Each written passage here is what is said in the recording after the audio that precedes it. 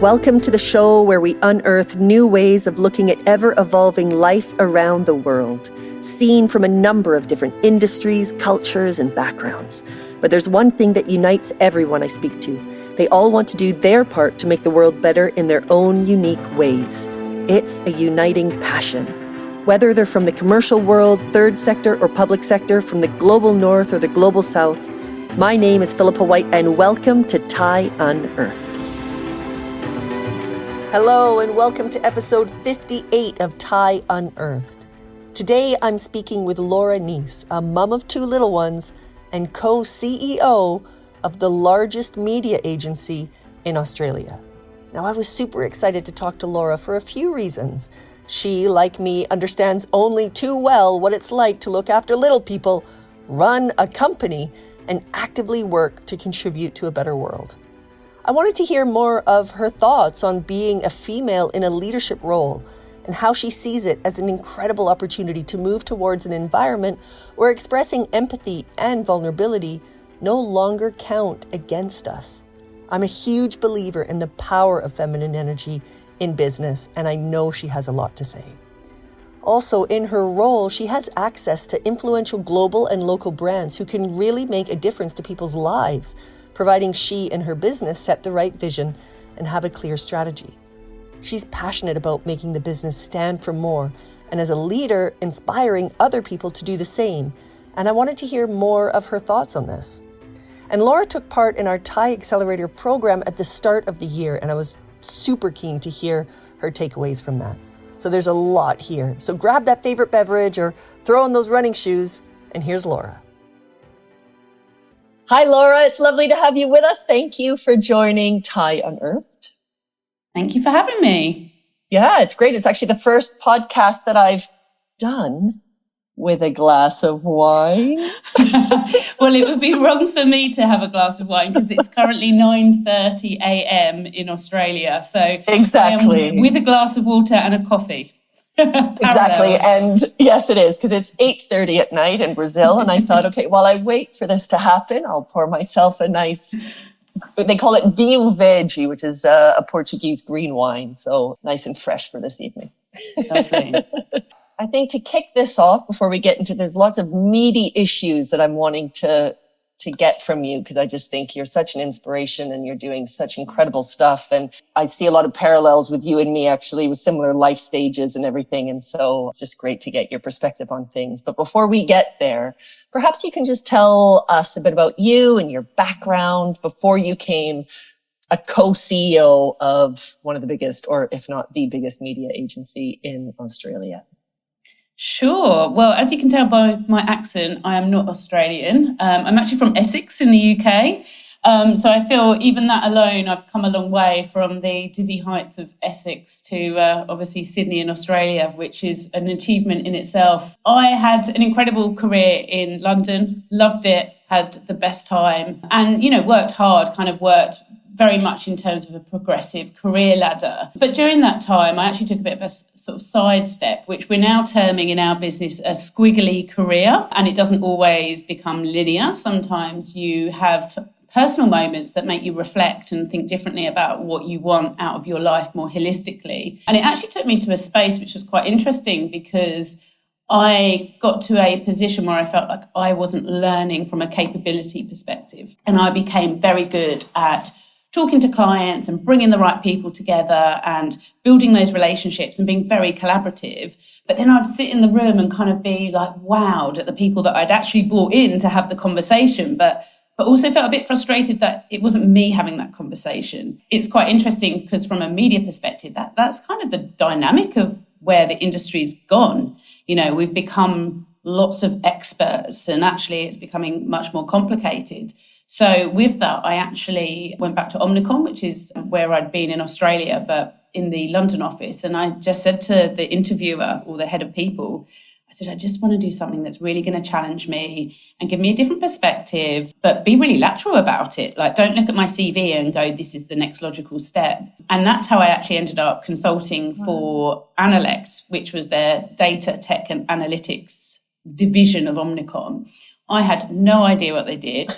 culturally, it was so different to me. I was like the loud person that came into the office, and you had all these really super smart analysts and, tech coders who had masters and PhDs. And I was just very good at building relationships and kind of, I guess my superpower was listening and understanding what they did, but then simplifying it for agencies and for clients and going, how are we going to tell that story? Yeah. So actually it became an incredible opportunity. What I didn't realise at the time, and I guess it depends who I'm speaking to, how I packaged this up.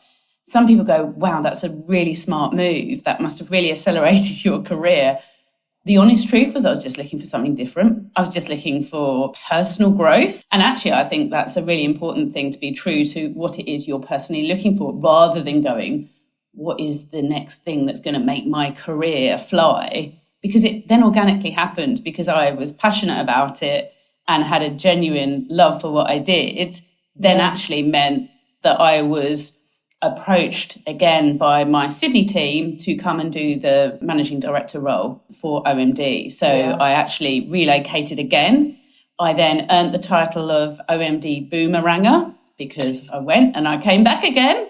And I now use that term fondly when I introduce our boomerangers. And I always say we only ever take the good ones back. And I relocated back to Sydney. So I came back as MD. And I came at possibly the worst time that I had never anticipated, because I came into bushfires, which then went into COVID, flooding, more COVID. So from a natural disaster perspective, the house was either full of smoke, there was either flooding going on around me, or we were in isolation. So in terms of throwing a few challenges and being put in the deep end, my first role as a managing director of an agency was just challenge after challenge after challenge. So obviously I got through that, and then the co-CEO became an opportunity as a result. And that was of being during MD of COVID? Sydney. Yeah, kind of a year ago, I got the promotion to co-CEO, and that in itself was really interesting because my CEO left and went to a competitor, and it opened up that opportunity. And obviously the difference in that title is the co-bit, which actually I'm most proud about, because I do the co-role. Co-role with Sian. So Sian Whitnall. So she was Chief Digital Officer nationally for OMD, and I was running the Sydney office. And we actually came together because we were both interested in the role, but both identified that our strengths and each other's strengths together were much more powerful than if we went up against each other. So did you both together go for that role with that in mind? That's genius. Yeah, we went together. We gave our now boss the context that where the industry has gone is so complex. And what you're asking people to do now is fragmented and it's complicated, and we're having to distill that for our clients. And so there's kind of like two speeds of economy.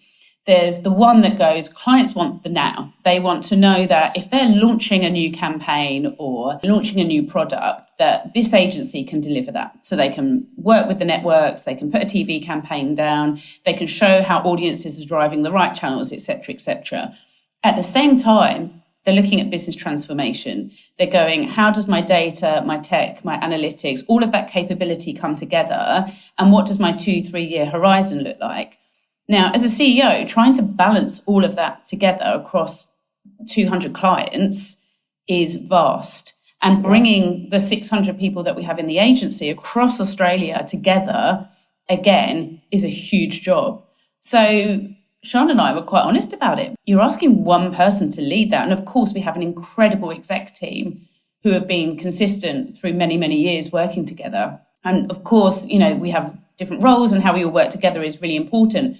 But the power that we can bring together in that leadership role is phenomenal, because not only, you say it's lonely at the top. Well, in our case, it's not, because we talk to each other every single morning before we go in, and we'll go, right, what's the priorities for today and for next week? And we'll talk through what they are.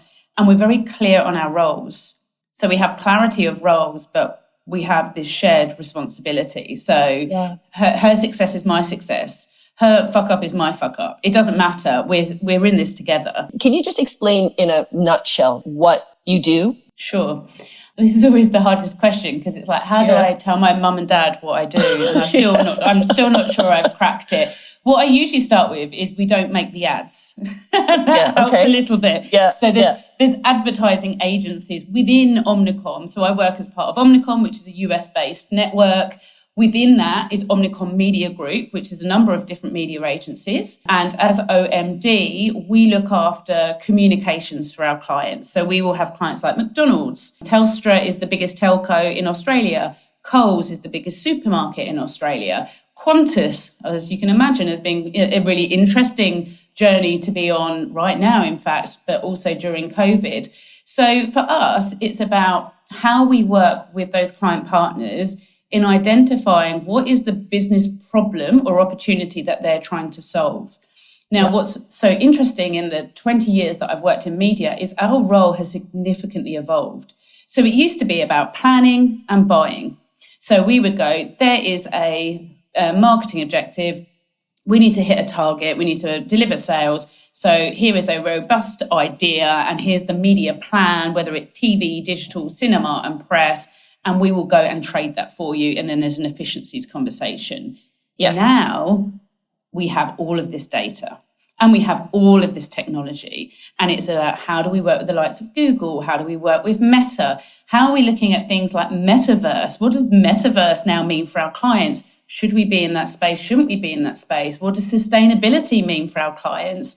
And actually, what's the reputational kind of strategy for that? And how we look at it from a comms perspective.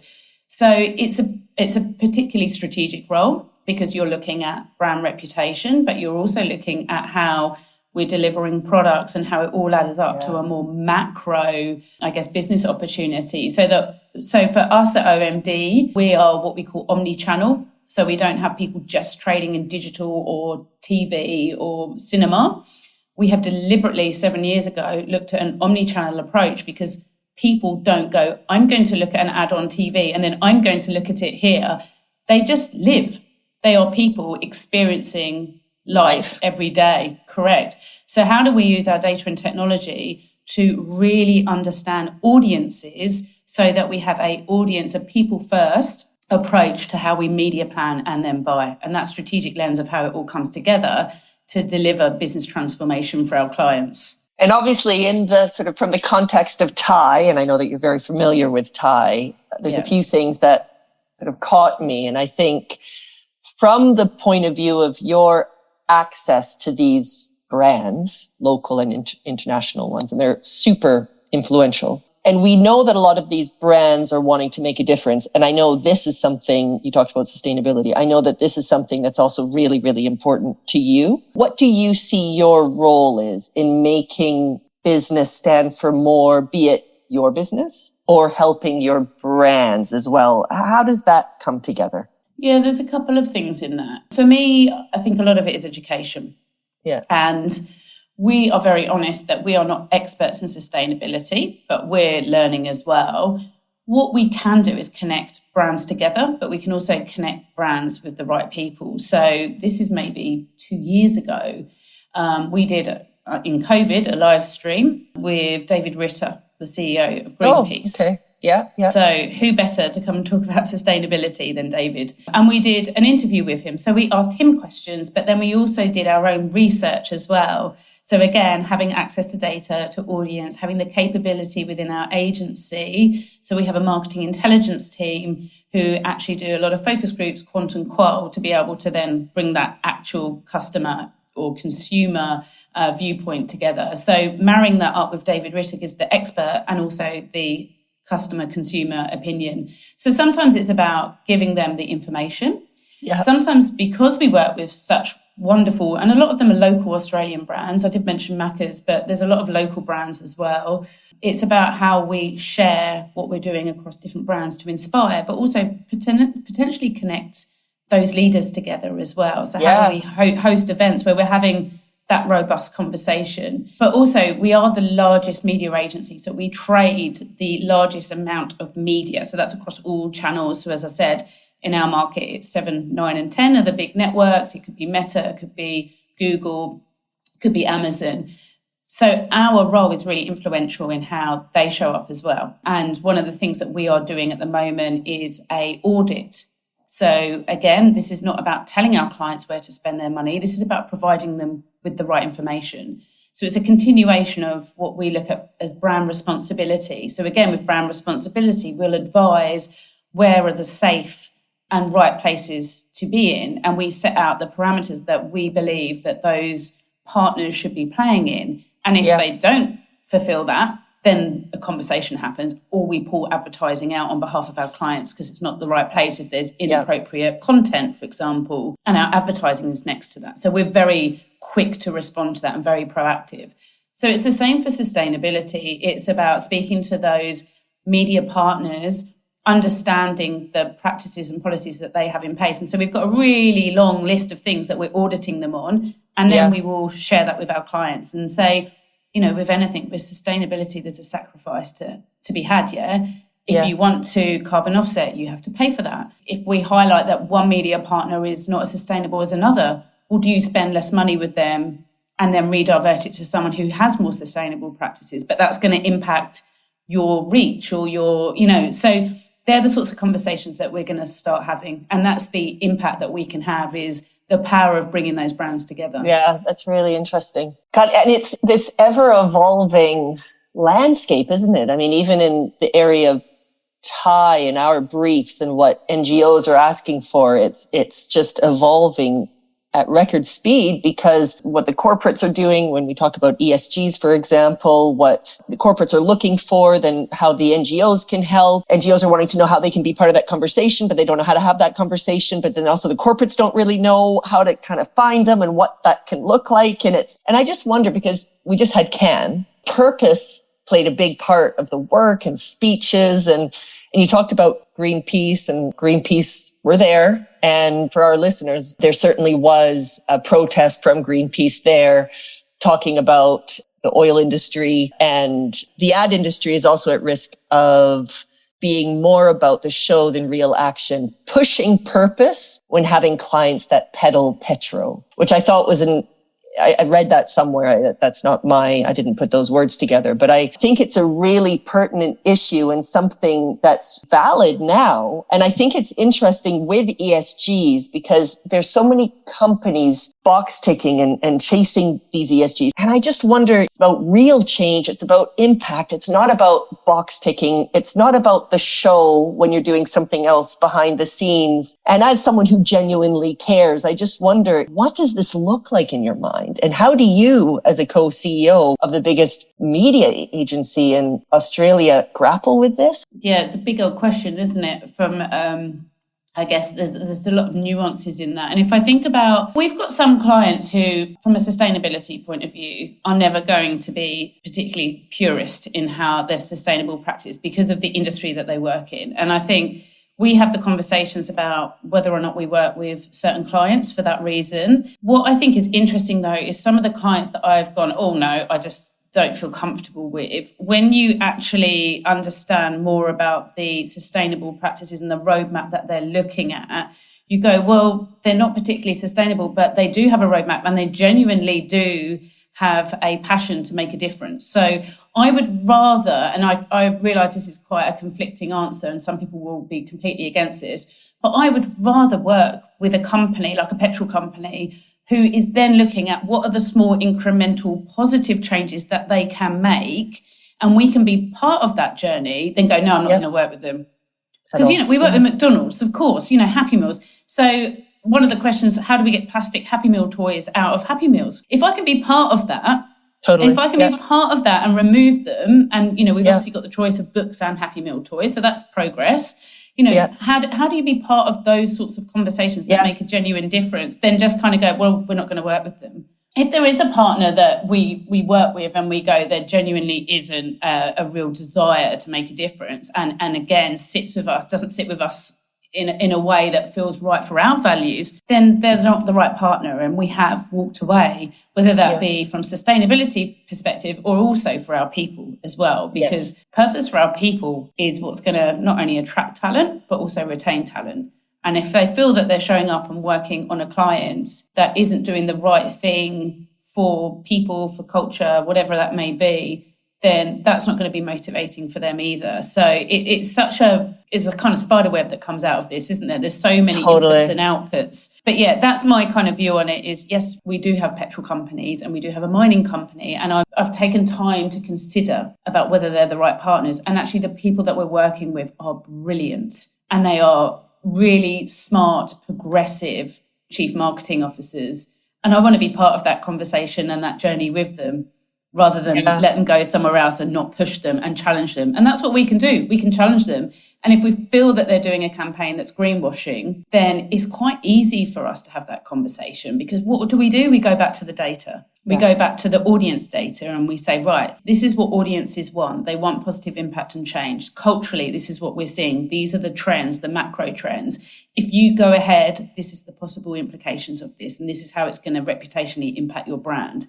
So they're very open to those conversations because we can ground it in data. Yeah, and that's really interesting. And I actually just today, I posted something around what you said of, if everyone left the ad industry or if everyone left the private sector, then it's never going to change. And I'm a great believer in, if you have an understanding of how to make things better and also what needs to happen to make things better, if you can be a driving force of that, however that is, then that is starting to make the steps to making the world a better place. And that's your ability to be able to, that's where you can shine.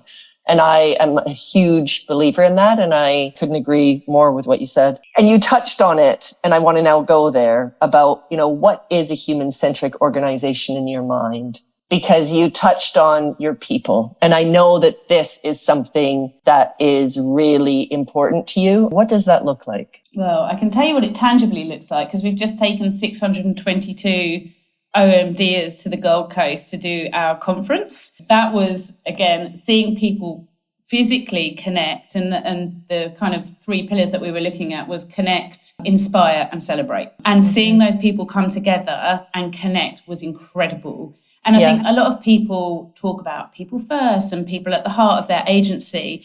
We actually, at that conference, Sian and I presented our evolved ambition. And we were quite open about it. We were like, we've had this ambition for a long time, but we looked at it again with fresh eyes and went, it's become a bit of an identity. It's about performance, it's about integrity and transparency, but it was very much about our clients. And what the thing that was missing was our people. It was almost like we were subservient to clients. We were client servicing. And that's the way it had been, and it had served us really well. But we were like, if we put people at the heart of this ambition, then actually that is empowering our people to grow. It's then resulting in our clients' businesses growing, because you've got people leaning into new capability. They're motivated. They're at the heart of what we're doing. But where we evolved our transparency was into purpose. So we said, for us in Australia, transparency has always been important. And that's what stands us apart. It quite a few years ago was quite murky in terms of how people were making their money. We put everything on top of the table and went, this is exactly how this is how we make our money. Completely transparent. So when the client sees it, they might go, well, your fee seems higher. And we're like, yeah, because we're making no money at all in any of our trading, for example, or any of our tech costs. It's completely transparent. So the working media that they get is significantly higher once they unpack it. So we're very open about that, and it's industry recognized.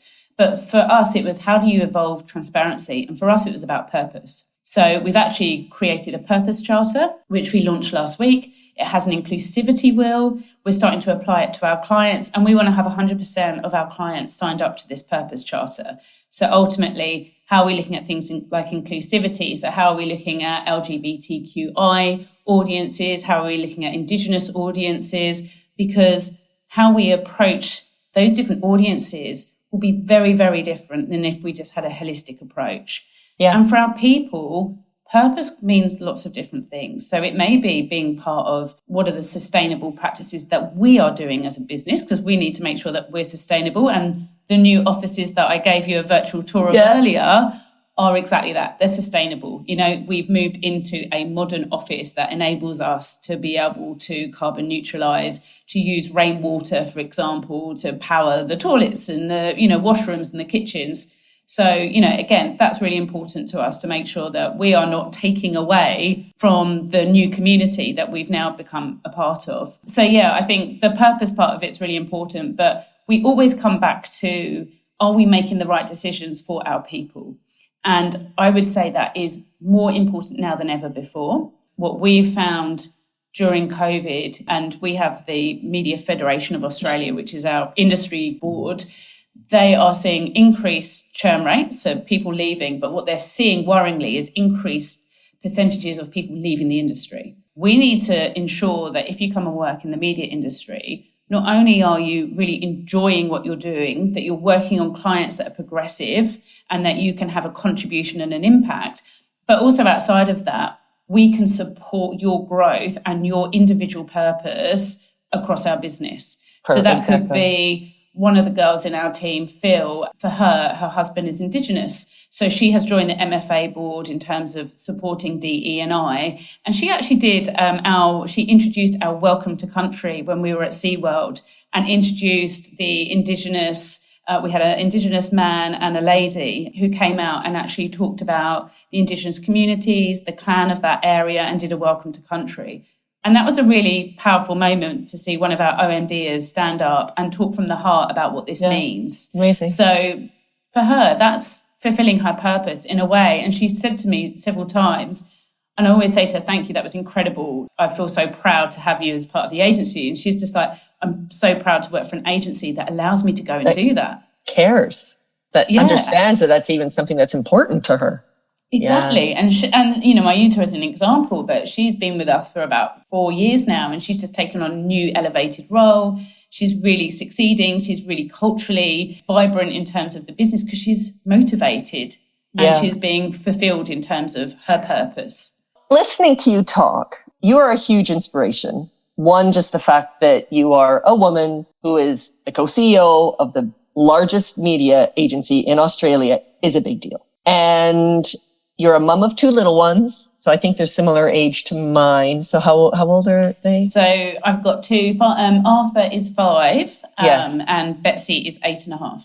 That's right. Okay, so so I've got an 8-year-old and an 11-year-old, and you've got the 5 and the 8-year-old. Exactly. So, I mean, you know what it's like juggling a young family, and you're also aware of the drain of female talent due to childcare demands, and yet feminine energy in business can result, and I feel like we're hearing this, can result in a more balanced and integrated organization. We understand a lot of what humans need. And there is data, I'm sure that you could find it being at OMD, but there is data to prove that women in higher positions at companies do make these companies particularly good. So I'm just wondering, what are your thoughts on this? What can you tell an aspiring female corporate leader who's out there listening, who might want to have a family? How have you made it work? What are your thoughts on the sort of the drain of female talent, but also how are you making it work for your people?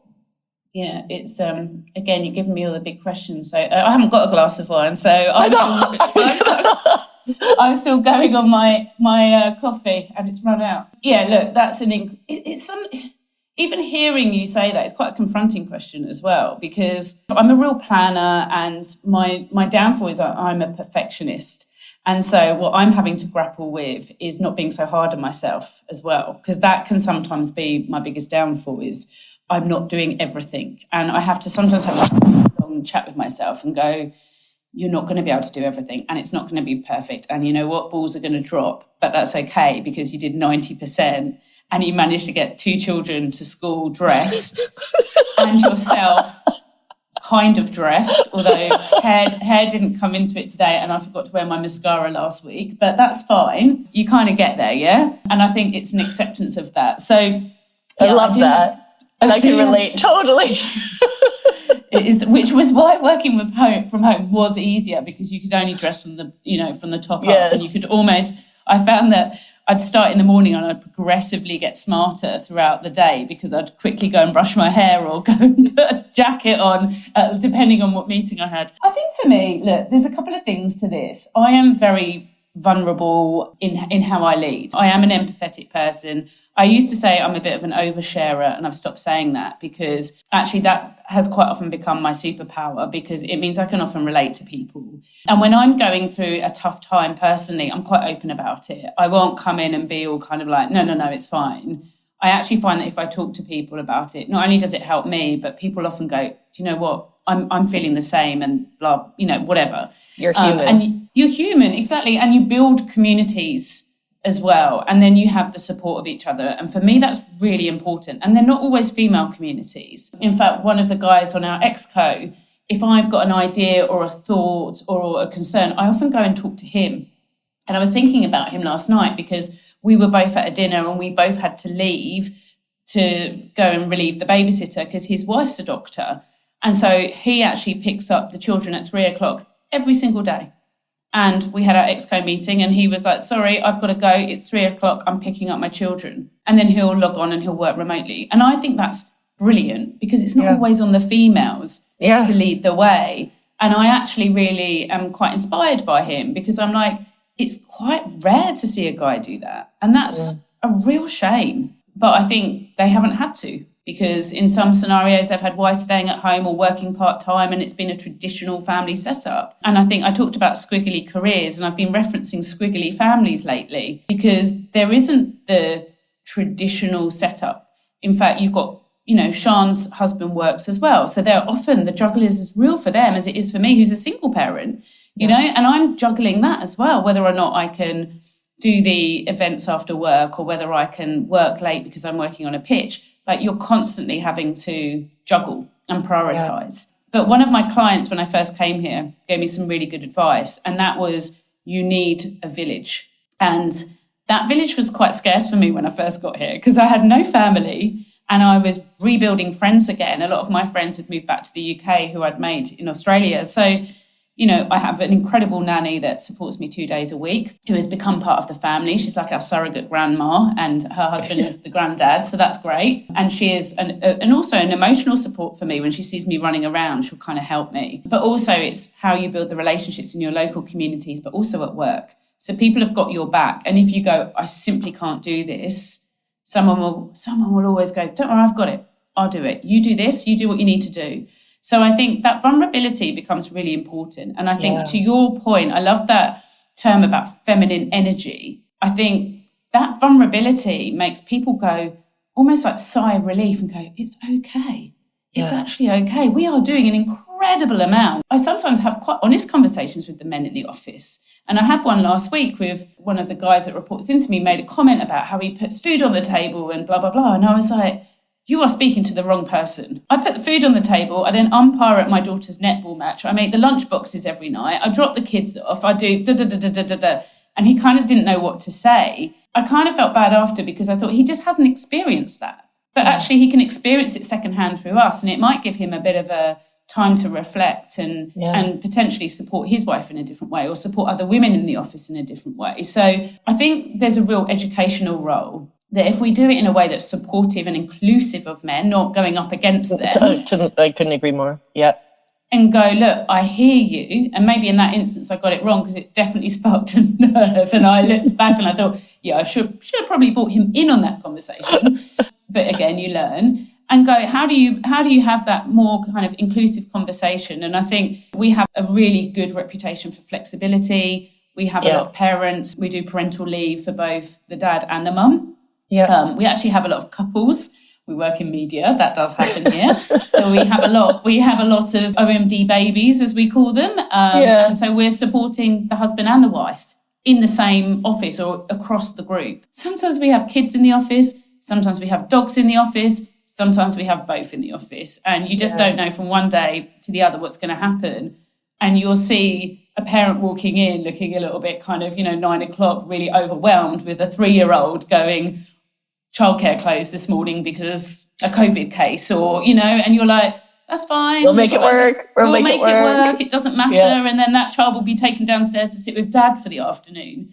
Yeah. And again, it comes back to a people first organisation, doesn't it? Totally.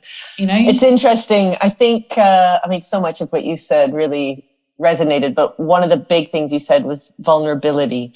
And I just think it's interesting. I've had a couple conversations recently with a couple of different Thai teams. And one thing I find interesting is that feeling of needing to have everything perfect before speaking to the organization. So the team kind of feels this necessity to have all their ideas in place before talking to the organization. I keep having these conversations saying, no, the trick is to work with the organization. The only way that you're even going to get to whatever that shiny idea is having that fluid conversation. You don't have to have all the answers. Be vulnerable. Say that you don't know. And it's really interesting because I had one individual and he's really senior. He contacted me separately and he just said, just a bit concerned. I feel like I need to have the answers. I feel like I need to have this all kind of sorted and I just don't really know. And I said, but just be vulnerable. Be vulnerable. It's okay. It's that ability to be vulnerable and actually know that it's okay. And you can still be a leader. You can still run the show, but having that vulnerability opens people up to wanting to connect more with you. I think women are very good communicators, and so you almost get support and backing to be vulnerable. And I think if we, again, coming back to inclusivity, if we can encourage men to also be vulnerable and, not put a mask up, drop the mask and be who you are, then that becomes, you get to much deeper conversations. Once you're vulnerable with a client as well, as you say, or a partnership, I don't know the answers, but I'd love to hear from you because I reckon you'd have a really good point of view. How empowering is that for them as well? Like clients in particular love to kind of share their expertise. Totally. I'm really keen to talk to you a little bit about your Thai experience because you were involved in January of this year. And, Thai is all about going from can to do, and it's a celebration of doing, of impact, painting a future of immediate action. I think it comes to what we're talking about of, there's a lot of kind of dreaming. Wouldn't it be great if we could? Oh, I'd really like to be able to make a difference. Oh, it would be good to be able to make that change, but I don't know if that's me. I guess, I have to wait for the promotion or I have to wait for and Ty's like, no, it can be any background, any seniority, a woman, man, from wherever it is. In a very short amount of time, you can make incredible things happen and you can be a driver of that change. And you applied for Thai Accelerator, which is just amazing. And I just love to know, what did you hope to accomplish and what came out of the experience from your point of view? Yeah, it's a good reflection, actually, because the reason I did it is because I feel very privileged working in the media industry. For me, it was about how do I apply my capability, my experiences to a genuine environmental problem. And in our case, it was obviously the MAR Fund. So that was working to drive the regional funding and then the partnerships for the conservation of the reef. So also it's something I didn't really know. I knew about the Great Barrier Reef, but I didn't really know about the area there. And that in itself was really interesting to understand. And to your point, listen to local people. And I think it's fascinating because you were saying to us, don't keep trying to go in with the answers, because we do that all the time in our job. We go in with what we think is a predetermined answer, and then we try and rationalize it and kind of come out with a solution and go, ta-da, there we are. I was right all along. What was really interesting about this is we were usually wrong all the way through. And I quite liked that because what we as a collective team learned was that we didn't have any of the answers. And actually that was okay. What was important was to listen and to explore. And I think that became probably the learning that I took out of it than what I thought I was going to come in and apply. So I thought I was going to come in and go, okay, I've got all this experience and capability and I can help them devise a strategy or a plan and here's the answer. I mean, you guys did. Which we got to in the end. But what was interesting was do you remember we had that key point where we were literally all of us going, I don't know what to do next. I don't know. I feel like I love that point. That was like the best point. See, I hated it because it made me so uncomfortable. And I think that was a really good thing for us to be in an uncomfortable position, because we'd be talking, the four of us who were on the team, going, but I don't think we're doing it right. And we haven't done this and we haven't done that. And then you'd come in and go, no, you're doing everything right. You're having the right conversations. And what they're taking from this is incredible. And we were like, really? Yeah. So I think you kind of underestimate what you can actually bring and partner. And the learning we had was not to go in and go, this is how you should do it. Yeah. Is exactly what you said at the beginning is, what can we do to help you? And to listen to what it is that they need. And I think that's really powerful, and that can be applied to anything. Was there a story that stood out for you? Yeah, I was thinking about this again today. I went through the notes. That was a challenge, wasn't it? Trying to not only find the locals, but actually set up a time. And then obviously we only spoke in English, and then they cancelled. And wow. So we did get there. But for us, there was a story. And it does resonate with what you've been saying, actually, Philippa, is that they were saying local people are used to having their culture stolen and then repurposed by people, brands and corporations. So it comes back to your point about sustainability and how do we work with communities to make things better rather than try and take over or own it. And I think do you remember the rum-based bitter? Yes. It was called, was it called Giffity? That I can't remember. Something like that. I really can't remember, yeah. So the local people that we spoke about this. So what they did, they soaked the roots and the herbs in rum. And then this was made by the local people of the Caribbean coast. And then this Giffity is then used medicinally. And you have different compositions for men or women. So pretty incredible, yeah? Wow. But they also use it recreationally, and I'm sure have a good time doing the shots. But the story that they told us is that they are having a legal battle to the rights of using the name, because going back to the earlier point is their culture is being stolen by brands and people and corporations that are coming in and taking that. And you go, that's not anyone's to come in and take. That's part of their local fabric, and that's actually having a positive impact on their people. So you hear stories like that are disheartening, but again, it goes back to how can we advise brands to do the right thing and use data or conversations or focus groups, quant, to be able to inform how we do the right thing. That's really interesting. I had a podcast with Whitney Clapper, who's the head of impact at Patagonia. And she's a friend of mine. And I asked her, what is the answer for corporates? Where is Patagonia going? What's the future? And she said, to be honest, to get out of the way. We need to get out of the way. We need to ask. And the key to a human-centric organization, the key for us is we need to talk to the people who are on the front lines of the communities that we're working in, and we need to understand them, and we need to ask them what the solutions are, because they know. They're at the front lines of climate change. They're at the front lines of what's happening, and we need to understand. And that's the only way that we're going to get there. And to find the answers, they can help us find them.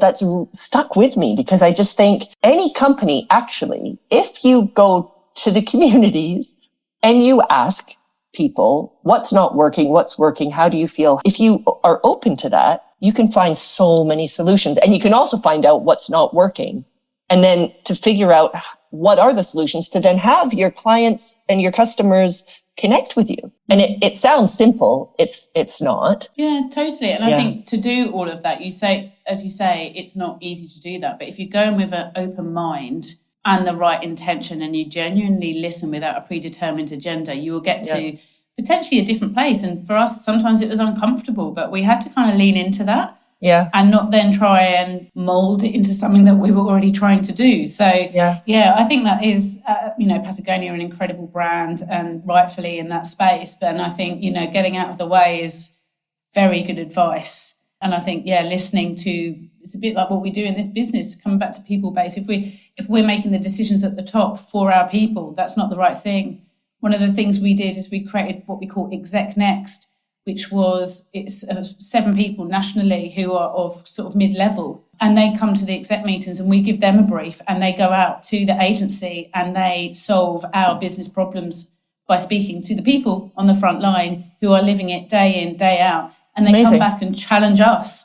And we're really open to that. We're like, oh, okay, we didn't think about that. Well, of course you didn't, because you're all in your 40s and you've got your families and you've got this, and this. And we're all in our 20s living a very different life and experience. Yeah. And that's a really healthy reminder to have those sorts of conversations. That is such a good takeaway from this.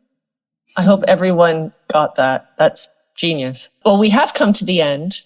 Is there anything that I haven't asked you that you'd like to tell our listeners? And I just wonder if there's a quote that perhaps sums up our chat today. It's more about the advice I give people, and it comes back to the point I made about vulnerability. And I always say to people, look, if you try to be someone else, you'll become nobody at all. And the only great person you have the possibility of becoming is the greatest version of yourself. Nice. And I think that's really important, because for me, it's about being your authentic self, whether that be at work, whether that be at home.